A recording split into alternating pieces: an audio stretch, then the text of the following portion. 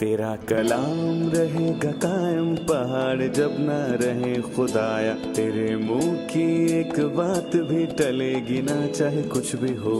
तेरी मान दिए है जिंदा सोने से भी कीमती, मेरा दिल ये दे गवाही है ये किताब अजीम। नाज़िल करे अपना कलाम, शिकस्ता दिलों को सुकून मिले, तारीखी दूर हो मेरी राहें रोशन कर। दिल अपना कलाम कसरत से ए खुदा बदल दे, रिहाई दे कसरत से फल मिला, कलाम रहेगा कायम पहाड़ जब। अजीज नाजरीन, मैं अयाद ज़रीफ आप तमाम देखने वालों को हमारे रोज के बाइबली मुतालियाती प्रोग्राम की नई किस्त में खुशामदीद कहता हूँ। नाजरीन, अभी हम नए अहदनामे में से दूसरे तिमोथियस के दूसरे बाब का मुताला कर रहे हैं और आज हम 11वीं आयत से लेकर बाब के आखिर तक मुताला करेंगे। मैं बताना चाहता हूं कि हम खादिम के हवाले से बात कर रहे थे और हमने जाना कि खादिम को मुख्तार, सिपाही और दंगल में मुकाबला करने वाले से तशबीह दी गई है जो बाकायदा मुकाबला करता है, और एक मेहनती किसान से जो मुशक्क़त से अपने खेत में हल चलाता है ताकि फल हासिल करे। आज खुदा के फजल से हम खादिम की इन तशबीहात पर मज़ीद गौर करेंगे कि बाइबल के उसके मुतालिक क्या नज़रियात हैं। हम खिदमत के मतलब पर गौर करेंगे और उसके मसीही मफ़हूम पर। शुरुआत में मैं अपने स्टूडियो में आए खादमीन का खैर मकदम करूंगा, डॉक्टर फैज़ फवाद का और भाई इसहाक एलिया का। आप दोनों को खुशामदीद। जी बहुत शुक्रिया। और स्टूडियो में आए दीगर मेहमानों को भी खुशामदीद। हम वक्फे के बाद मुताले का आगाज़ करेंगे।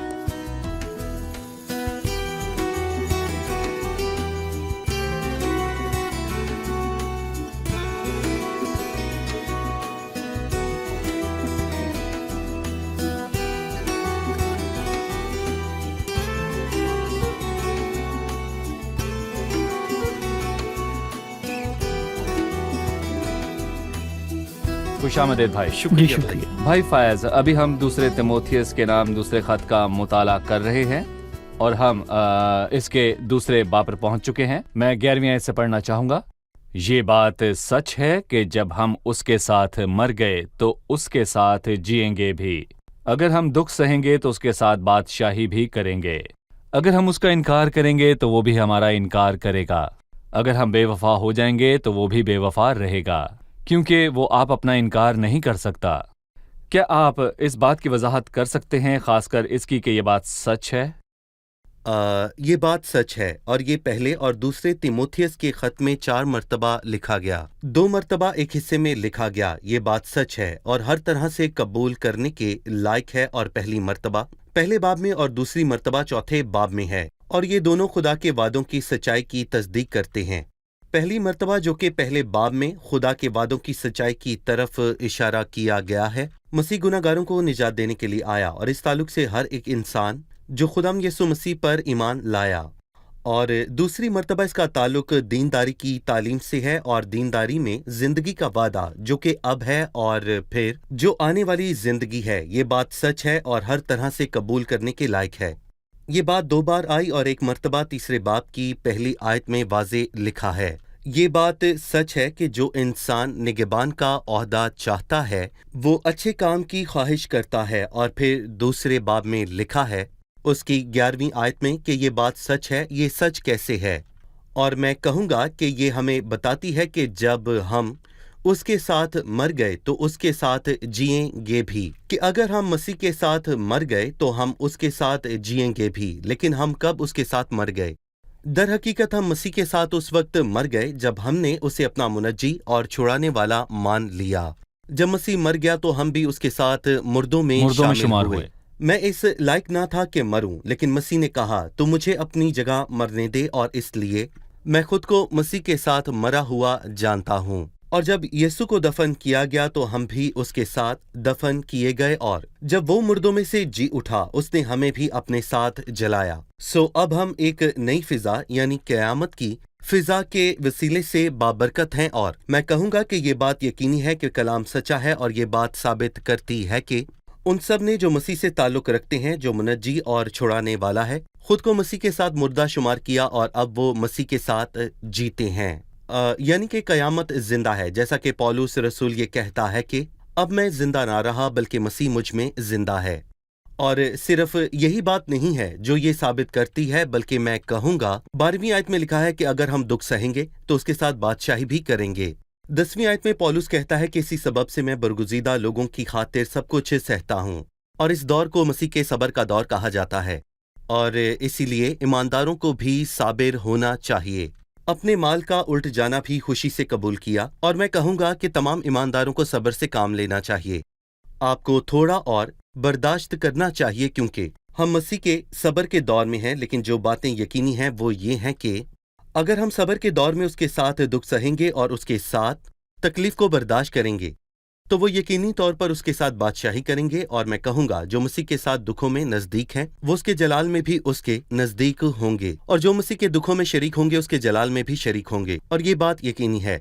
لیکن اگر ہم اس کا انکار کریں گے تو وہ بھی ہمارا انکار کرے گا۔ یہاں انکار کا مطلب ٹھوکر کھانا یا خطا کرنا نہیں ہے، نہ کہ کوئی حادثاتی بات ہے جو کہ دباؤ میں آ کر غیر متوقع طور پر ہو گئی۔ یہاں دوسرے تیموتھیوس میں اس بات سے مراد یہ نہیں ہے کہ پطرس کا انکار ٹھوکر تھا، وہ گویا سو رہا تھا پر وہ جاگا اور ٹھٹھا بازوں کی مجلس میں جا بیٹھا، پھر اس نے خوف کے مارے خداوند کا انکار کیا، اور اس نے 3 مرتبہ اس کا انکار کیا، لیکن ایسا پھر کبھی نہ ہوا۔ وہ گیا اور جا کر زار زار رویا، اور دیکھیں پینتی کوست کے روز اس نے کیا کیا، اور جب کاہنوں اور فقیوں نے اسے حکم دیا کہ یسوع کا نام لے کر نہ بولے تو اس نے کہا کیونکہ یہ ممکن نہیں کہ جو ہم نے دیکھا اور سنا وہ نہ کہیں، اور اس نے انکار نہ کیا بلکہ وہ یسوع مسیح کی گواہی دینے میں دلیر تھا۔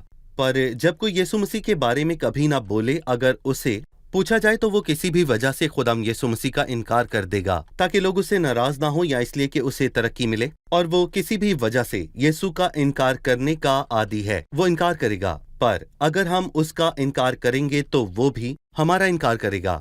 لیکن اگر ہم اس کی گواہی دینے میں بھی دیندار نہ ہوں تو پھر کیا مسیح اس کو نظر انداز کر دے گا؟ نہیں، مسیح کہتا ہے کہ مگر جو کوئی آدمیوں کے سامنے میرا انکار کرے گا، میں بھی اپنے باپ کے سامنے جو آسمان پر ہے اس کا انکار کروں گا۔ مگر جو آدمیوں کے سامنے میرا انکار کرے، خدا کے فرشتوں کے سامنے اس کا انکار کیا جائے گا۔ سو اگر ہم مسیح کے ساتھ وفادار نہیں تو مسیح ان سب کی عدالت کرے گا جو اس کا انکار کرتے ہیں، اور وہ باز نہ رہے گا۔ کیونکہ بہت سے لوگ اس 13ویں آیت کو صحیح طور پر نہیں سمجھتے۔ وہ کہتے ہیں کہ اگرچہ ہم بے وفا ہو جائیں تو بھی وہ وفادار رہتا ہے۔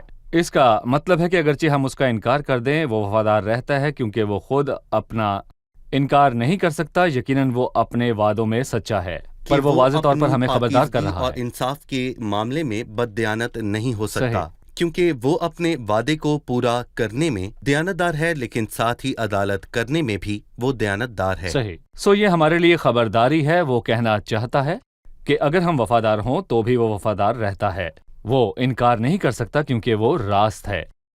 بھائی اسحاق، آئیے 14ویں اور 15ویں آیت کو پڑھتے ہیں۔ یہ باتیں انہیں یاد دلا اور خداوند کے سامنے تاکید کر کے لفظی تکرار نہ کریں، جس سے کچھ حاصل نہیں بلکہ سننے والے بگڑ جاتے ہیں۔ اپنے آپ کو خدا کے سامنے مقبول اور ایسے کام کرنے والے کی طرح پیش کرنے کی کوشش کر جس کو شرمندہ ہونا نہ پڑے اور جو حق کے کلام کو درستی سے کام میں لاتا ہو۔ پولس کہتا ہے یہ باتیں انہیں یاد دلانا ایک ایماندار خدمت کا ایک پہلو ہے۔ پولس رسول تیموتھیوس سے کہتا ہے یہ باتیں بھائیوں کو یاد دلا۔ سو ہمیں ہر وقت یاد دلانے کی ضرورت ہے۔ پطرس رسول کہتا ہے کہ اب عزیزوں میں تمہیں دوسرا خط لکھتا ہوں اور یاد دہانی کے طور پر دونوں خطوط سے تمہارے صاف دلوں کو ابھارتا ہوں۔ یوحنا رسول بھی کہتا ہے کہ اے عزیزوں میں تمہیں کوئی نیا حکم نہیں لکھتا بلکہ وہی پرانا حکم، سو آپ خداوند یسوع مسیح کے رسولوں کی باتوں کو یاد کر سکتے ہیں۔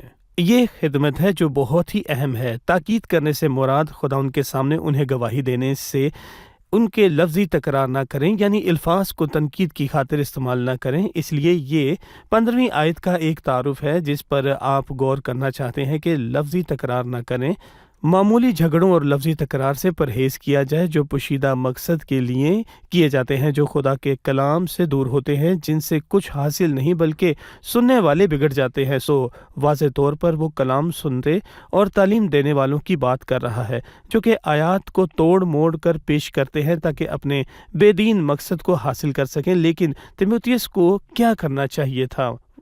اپنے آپ کو خدا کے سامنے مقبول کرنے کی کوشش کریں تاکہ خود کو خدا کے حقیقی بندے کے طور پر پیش کریں۔ جیسا کہ ہم نے پیش دیکھا، اپنے آپ کو خدا کے سامنے مقبول پیش کرنے کی کوشش سے خدا کی مقبولیت اور تعریف ہے، یعنی ایک ایسا کام کرنے والا جو کبھی شرمندہ نہیں ہوتا۔ یہاں ہم 5ویں تشبیہ کو دیکھ سکتے ہیں، ایک کام کرنے والا، اور پالوس بڑی حیرت انگیز تعریف پیش کرتا ہے، ایسا کام کرنے والا جس کا شرمندہ ہونا نہ پڑے، ایک کام کرنے والا جس کی خدا بے عزتی نہیں کرتا بلکہ وہ اس کی نظر میں مقبول ہے۔ پھر پالوس کہتا ہے تجھے تعلیم دینے والے کے طور پر حق کے کلام کو درستگی سے کام میں لانا ہے۔ ایک اچھا درزی کیا کرتا ہے؟ کسی ایک نے ایک مرتبہ کہا کہ ایک اچھا درزی جانتا ہے کہ صحیح ناپ کس طرح لینا ہے اور کس طرح اسے اپنی جگہ بٹھانا ہے، کیونکہ وہ آستینوں کو پتلونوں کے ساتھ نہیں لگائے گا۔ اس کی جگہ پر حق کے کلام کو درستگی سے کام میں لانا، بائبل حق کی کتاب ہے، آپ کو اسے درستگی سے کام میں لانا ہے، جو کہ در حقیقت بہت اہم بات ہے، کیونکہ آج کے دور میں بہت سے لوگ ایک ہی آیت پر پوری تعلیم کی بنیاد رکھ دیتے ہیں۔ کوئی یہ سوال کر سکتا ہے کہ مجھے کیسے پتہ چلے گا جو کچھ میں سن یا پڑھ رہا ہوں وہ آیت کا ایک حصہ ہے، یعنی آدھی آیت ہے، تو یہ قبول کرنے کے لائق نہیں؟ کیا آیات کی تفسیر میں پس منظر سے الگ ہو کر کی جا رہی ہے؟ تب بھی یہ قابل قبول نہیں۔ ہم چند آیت کو لے کر باقی کے باب کے خط کو چھوڑ سکتے ہیں، یہی صحیح نہیں ہے۔ یہ صحیح نہیں ہے کہ ہم کسی موضوع سے ایک ہی لفظ منتخب کر لیں اور باقی تمام آیات کو جو اس کے متعلق نظر انداز کریں، اس طرح ہم فریب کھا لیں گے۔ اس لیے ہمیں سچائی کے کلام کو درستگی میں کام لانا ہے، اس کام کرنے والے کی طرح جو شرمندہ نہیں ہوتا، اور سننے اور پڑھنے والوں کو یہ تمیز کرنا چاہیے کہ انہیں کیا پڑھانا یا کیا سنانا چاہیے۔ میں یہاں پر کہنا چاہتا ہوں کہ ہر چیز کو آزمانا اور اچھی باتوں سے جڑے رہنا چاہیے۔ مطلب ابلیس خداوند کو آزمانا چاہتا تھا، بالکل، اور اس نے بائبل کے الفاظ کا حوالہ دیا اور اس سے کہا لکھا ہے۔ بہرحال یسوع نے جواب دیا یہ بھی لکھا ہے۔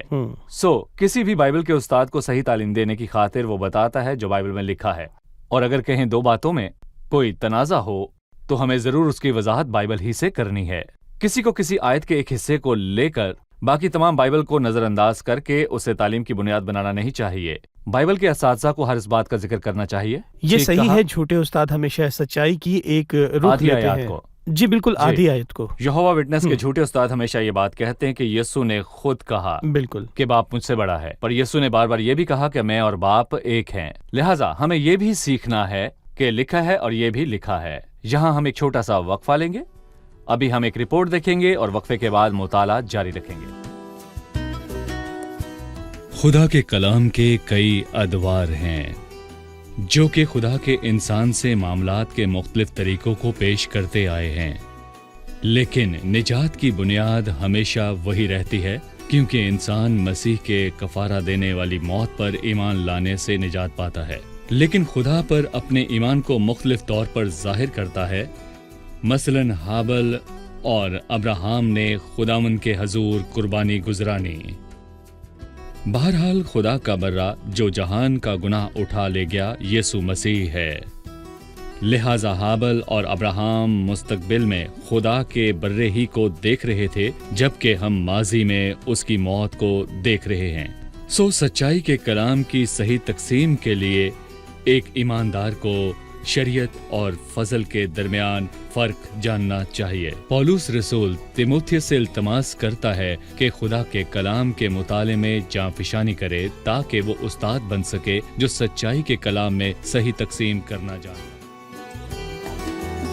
خوش آمدید ناظرین، وقفے کے بعد حاضر ہیں۔ آئیے دوسرے تیموتھیوس کے دوسرے باب کے مطالعے میں آگے بڑھیں۔ اس سے پہلے اگر آپ کا کوئی سوال ہو تو ہمیں ضرور بھیجیے، ہم اس کا جواب آپ کو ضرور دیں گے، لیکن ابھی وقت ہے کہ ہم جانیں مہمانوں کا سوال۔ جی میرا ایک سوال ہے خداوند کا انکار کرنے کے حوالے سے۔ کچھ لوگ ہیں جنہیں کچھ مخصوص حالات کی بنیاد پر اپنے ایمان کا اظہار کرنا مشکل لگتا ہے، اور یہاں تک کہ ایسے بہت سے خدا کے لوگ ہیں جو انہیں یہ مشورہ دیتے ہیں کہ مخصوص اوقات میں اپنے ایمان کا اظہار کرنا عقل مندی نہیں، لیکن وہ ہمیشہ اس آیت سے فکر مند رہتے ہیں۔ انہیں لگتا ہے کہ ایمان کا اظہار نہ کر کے وہ خداوند کا انکار کر رہے ہیں، لہٰذا وہ اس کے ساتھ حصہ نہ پائیں گے۔ کیا ہم اس مشکل سوال کو حل کر سکتے ہیں؟ ڈاکٹر فائز، ہم اس انکار والے موضوع پر پھر سے آنا چاہیں گے۔ کیا یہ ممکن ہے خدا کے سچے فرزند یسوع کا انکار کر دیں، اور کیا یسوع بھی ان کا انکار کرے؟ کیا ایسا شخص ہو سکتا ہے جس کا یسوع کے ساتھ حقیقی تعلق نہیں ہے؟ بہن عمل کا سوال بہت ہی اہم ہے، اور ایسے لوگوں کے حالات سے متعلق ہے جو اس وقت ہمیں دیکھ رہے ہیں، خاص کر وہ ایماندار جو غیر مسیحی ممالک میں رہ رہے ہیں، اور کبھی کبھار ان کے لیے ایمان کا اظہار کرنا مشکل ہوتا ہے۔ دیکھیں، وہاں پر ہمیں کچھ کہنے کی ضرورت نہیں ہوتی جہاں پر ہم سے کچھ پوچھا نہ جائے، اور ان ممالک میں جہاں مسیح اور خداوند کے کلام سے نفرت کی جاتی ہے، وہاں پر ایک شخص کے لیے جو مسیح اور اس کے کلام کو جان گیا ہے، تو میں کہوں گا کہ یہ حکمت ہے کہ وہ اپنے ایمان کا اظہار نہ کرے۔ دیکھیں، میں صرف یہاں پر یہ کہنا چاہوں گا کہ اگر ایسا ہو تو یہ ضروری صحیح۔ نہیں کہ وہ ہر جگہ پر اپنے ایمان کا اظہار کرتا پھرے، یہ ضروری وہ نہیں۔ صرف تصادم کو دور کر رہا ہے، کیونکہ تصادم بالکل۔ ضرور ہوگا کیونکہ وہ مسیح کی پیروی کر رہا ہے۔ انکار کرنے سے مراد یہ ہے کہ جب کسی شخص سے پوچھا جائے تو وہ کہے کہ میں تو اس شخص کو نہیں جانتا، اور وہ انکار کرتا رہے۔ میں کہوں گا کہ یہ بات کوئی بھول نہیں ہے۔ جیسا پترس کے ساتھ ہوا، وہ مسیح کو جاننے سے مسلسل انکار کرتا جا رہا تھا۔ وہ ایسا سچا شخص ایماندار مسیح نہیں کو ہو کبھی سکتا۔ جانتا ہی نہ تھا۔ اور حقیقی میں ایماندار اس کہوں درجے گا تک کہ گر نہیں سکتا۔ کچھ دیر پہلے ہم نے یہ دیکھا کہ جن لوگوں سے ان کے مسیحی ایمان کے متعلق لیبیا میں سوال کیا گیا، اور وہ لوگ سارے سادہ گھرانوں سے تھے، انہوں نے شجاعت کے ساتھ یہ بیان دیا کہ وہ مسیح پر ایمان رکھتے ہیں اور اس کا انکار نہیں کر سکتے۔ وہ کچھ دن پہلے کا ایک داعش کا واقعہ ہے۔ ایک آدمی بس پر چڑھ کر پوچھنے لگا، وہاں ایک آدمی کھڑا ہوا اور کہنے لگا، ہاں میں مسیحی ہوں۔ اس آدمی کو لے جایا گیا اور اس کا سر قلم کر دیا گیا، اور اسی لیے پولس کہتا ہے کہ جب ایک سچا ایمان اس طرح کی صورتحال کا سامنا کرتا ہے، روح جی اس ہاں پر سایہ بالکل، کرتا ہے۔ خدا کا روح اس پر سایہ کرتا ہے اور اسے غیر معمولی قوت عطا کرتا ہے تاکہ وہ مسیح کی گواہی دے۔ صحیح بھائی، اب میں 16ویں آیت سے 18ویں آیت تک پڑھنا چاہوں گا۔ لیکن بےہودہ بکواس سے پرہیز کر، کیونکہ ایسے شخص اور بھی بے دینی میں ترقی کریں گے، اور ان کا کلام عقلا کی طرح کھاتا چلا جائے گا۔ ہیمنوس اور فلتوس انہی میں سے ہیں۔ وہ یہ کہہ کر قیامت ہو چکی ہے، حق سے گمراہ ہو گئے ہیں، اور بعض کا ایمان بگاڑتے ہیں۔ بھائی، ان آیات پر تبصرہ کیجیے گا، خاص کر بےہودہ بکواس کے الفاظ پر۔ دراصل بےہودہ اور بکواس بات، مجھے ایک اور بات یاد آتی ہے جو پالوس رسول نے تیموتھیوس کے پہلے خط میں لکھی کہ بےہودہ اور بوڑھوں کی سی کہانیوں سے، جس کا مطلب ہے کہ وہ کہانیاں ہیں جن کی بنیاد خدا کا کلام نہیں ہے، جسے بوڑھی عورتیں کہانیاں چھوٹے بچوں کو یا وقت گزارنے کے لیے آپس میں ایک دوسروں کو سناتی ہیں۔ یہ باتیں غیر یقینی ہیں جن کا تعلق بائبل سے کسی بھی طرح نہیں ہے، اور یہاں پر پالوس ان کے بارے میں واضح طور پر کہتا ہے کہ وہ باتیں بےہودہ اور بکواس ہیں جن کا کوئی فائدہ نہیں، اور وہ ناپاک ہیں کیونکہ ان کا منبع خدا کا کلام نہیں ہے۔ پالوس رسول تیموتھیوس کو سمجھاتا ہے کہ ان پر غور نہ کرے اور ان سب کو یکسر پرہیز کرے۔ یہ ایسا ہے کہ کوئی اچھا کھانا کھانے کے لیے جائے تو اسے گلی کے ٹھیلے والوں کو تلاش کرنے کی ضرورت نہیں ہے، اور جس قسم کا کھانا وہ بیچ رہی ہیں اس کو دیکھیں، میں کہوں گا کہ اگر میں ایک بہت ہی شاندار ریسٹورنٹ میں بوفے کھانے جا رہا ہوں تو میں گلی میں کھڑے ٹھیلے والوں سے کیوں کھاؤں گا؟ میں بوفے سے ہی کھاؤں گا۔ ہری ہری چراگاہیں، وہ مجھے ہری ہری چراگاہوں میں بٹھاتا ہے اور راحت کے چشموں کے پاس لے جاتا ہے، اور وہ جھوٹے استاد اپنی بیکار اور ناپاک تعلیم سے لوگوں کو مزید بے دینی کی طرف لے جائیں گے۔ میں کہوں گا کہ پولس رسول نے ان کی تعلیمات کو کینسر سے تشبیہ دی۔ اگر جسم کے کسی خاص حصے میں خوراک یا خون نہیں پہنچتا تو اس حصے میں گینگرین ہو جاتا ہے۔ لہٰذا اگر کوئی خدا کے کلام کی خوراک کو نہیں لے رہا تو وہ بآسانی غلط تعلیمات میں پڑ جائے گا اور انہیں قبول کر لے گا۔ اور پولس رسول دو جھوٹے استادوں کا بھی ذکر کرتا ہے، یمنیس اور فلتس، جو بدعت کو لائے۔ انہوں نے کہا کہ قیامت ہو چکی ہے۔ جس لمحے ایک شخص مسیح پر ایمان لائے اسی لمحے وہ جی اٹھتا ہے۔ ان کے مطابق یہ قیامت ہے۔ انہوں نے جسمانی کو روحانی قیامت کہا اور مردوں میں سے جی اٹھنے کی تعلیم سے انکار کیا، اور جو سو گئے ہیں ان کا کیا؟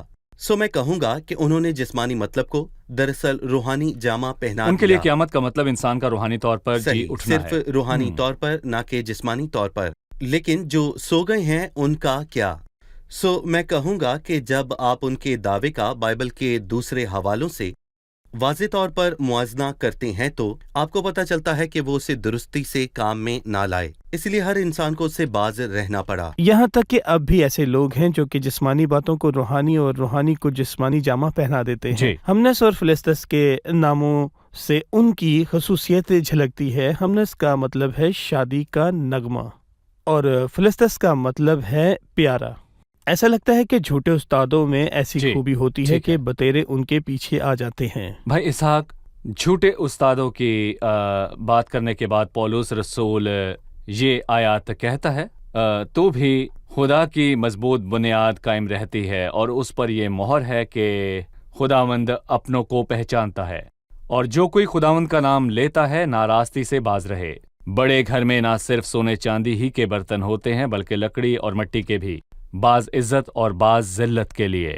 پس جو کوئی ان سے الگ ہو کر اپنی تہیں پاک کرے گا وہ عزت کا برتن اور مقدس بنے گا اور مالک کے کام کے لائق اور ہر ایک نیک کام کرنے کے لیے تیار ہوگا۔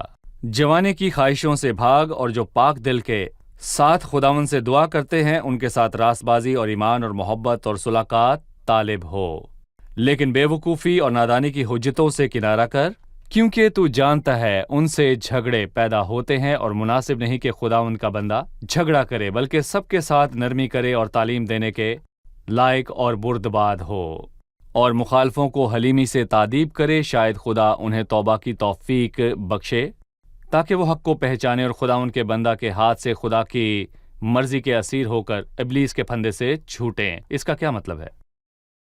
خدا کی مضبوط بنیاد قائم رہتی ہے۔ وہ کہنا چاہتا ہے کہ خدا کے سب معاملات مضبوط ہیں اور خدا ایک مضبوط بنیاد رکھتا ہے، اور یہ بڑی حوصلہ بخش بات ہے۔ اور ہم پہلے باب میں بھی بہت حوصلہ بخش بات دیکھتے ہیں جسے زندگی کا وعدہ کہا جاتا ہے۔ یہاں خدا مضبوط بنیاد رکھتا ہے۔ جو کچھ بھی وہ جھوٹے استاد کہتے یا تعلیم دیتے رہیں، خدا کی مضبوط بنیاد قائم رہتی ہے، اسے جنبش نہیں۔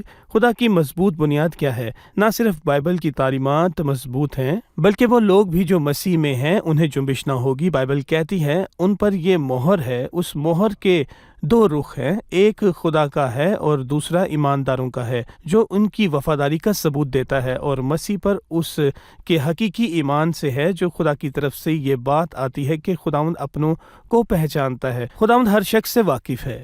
گنتی کی کتاب کی 16ویں باب میں ہم ایک اہم بات دیکھتے ہیں، جبکہ کورہ کی بغاوت پر موسیٰ نے کہا، کل صبح خداوند تجھے بتائے گا کہ وہ کون ہے۔ اور اس لیے میں اپنے ناظرین سے یہ کہنا چاہتا ہوں کہ خدا جانتا ہے کہ کون اس کا ہے، اور کل وہ انہیں ظاہر کرے گا۔ یہ وہ ہر شخص کے لیے خبرداری ہے جو فریب دینے اور ناٹک کرنے میں لگا ہے، یا وہ سچائی کو بدلنے کی کوشش میں ہے۔ لیکن اس کا ایک رخ اور بھی ہے جو کہ حقیقی ایماندار کی ذمہ داری ہے کہ جو کوئی خداوند کا نام لیتا ہے ناراستی سے باز رہے۔ بھائی لکھا ہے جوانی کی خواہشوں سے بھاگ۔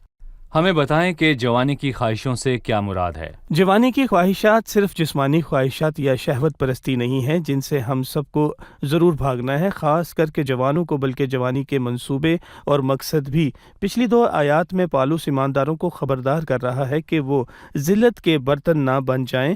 گویا پالوس یہ کہنا چاہتا ہے کہ بائبل کی مضبوط تعلیم دینا بہت ہی اہم ہے، لیکن تب بھی آپ کو محتاط رہنے کی ضرورت ہے۔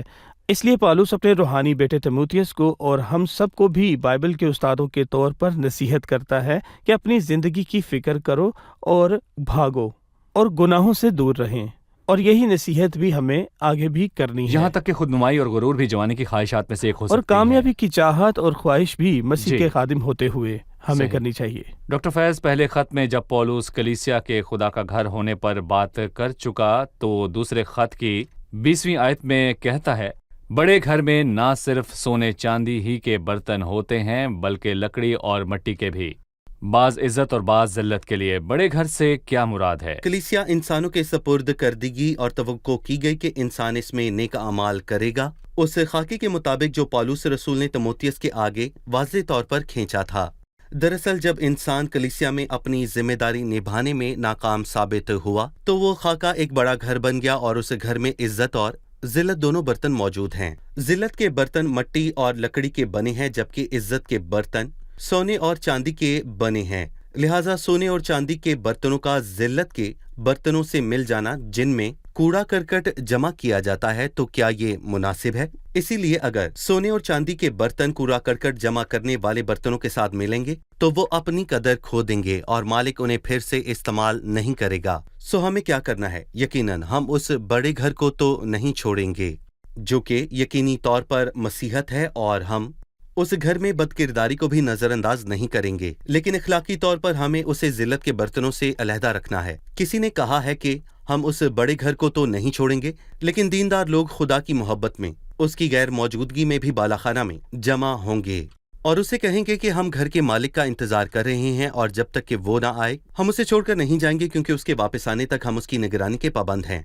और ये दीनदारों का अक्स है जो खुद को जिल्लत के बर्तनों से अलग रखते हैं, यानी कि उनसे जो अपनी गलत तालीम से खुदा की तजलील करते हैं। वो खुदा के नाम पर खड़े होते हैं और उसका इंतजार करते हैं कि वो लौट कर आए, जबकि वो जिल्लत के बर्तन से अलहदा हैं। सही। अब हम मेहमानों से उनका सवाल जानेंगे।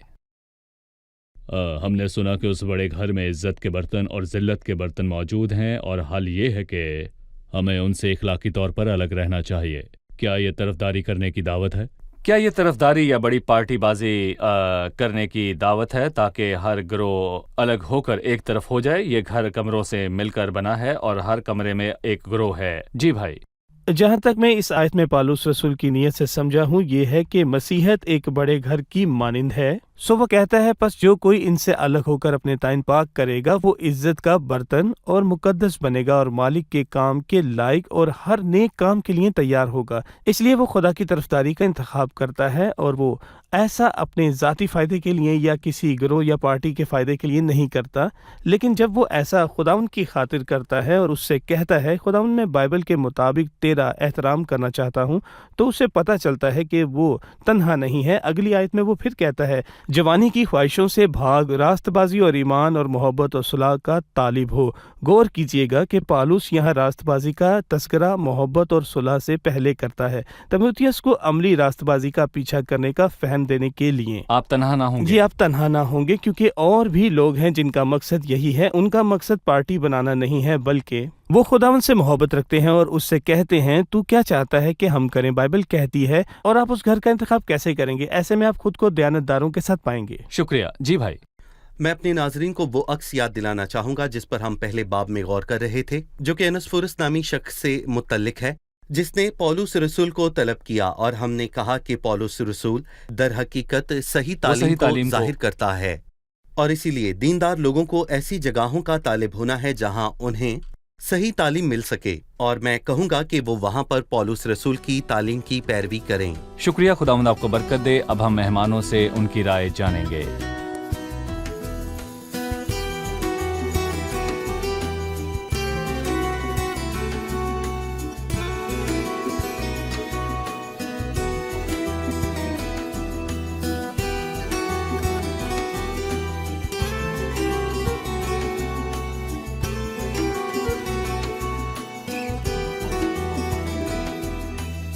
आप तैयार हैं? आज के प्रोग्राम से आपने क्या सीखा? मैंने सीखा कि आजकल खुदा के खादिम का लक़ब इतना मशहूर हो चुका है कि बहुत से लोग ये दावा करते हैं कि वो खुदा के खादिम हैं, लेकिन पौलुस रसूल के मुताबिक वो कहता है कि कोशिश कर ताकि हक के कलाम को दुरुस्ती से काम में लाए। तो खादमीन को चाहिए कि वो कलीसिया को दुरुस्त तालीम दें। जी बिल्कुल ठीक कहा आपने। कलीसिया को सही तालीम मिलनी चाहिए।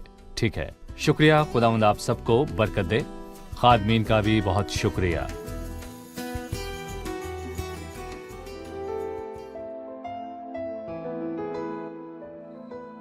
तेरा कलाम रहेगा कायम पहाड़ जब न रहे खुदाया। तेरे मुंह की एक बात भी टलेगी ना चाहे कुछ भी हो। तेरी मान दिए है जिंदा सोने से भी कीमती। मेरा दिल ये दे गवाही है ये किताब अज़ीम। नाज़िल करे अपना कलाम शिकस्ता दिलों को सुकून मिले। तारीकी दूर हो मेरी राहें रोशन कर। दे अपना कलाम कसरत से ए खुदा बदल दे रिहाई दे। حسرت سے پھل میں لاؤں. کلام رہے گا قائم پہاڑ جب نہ رہے خدایا, تیرے منہ کی ایک بات بھی ٹلے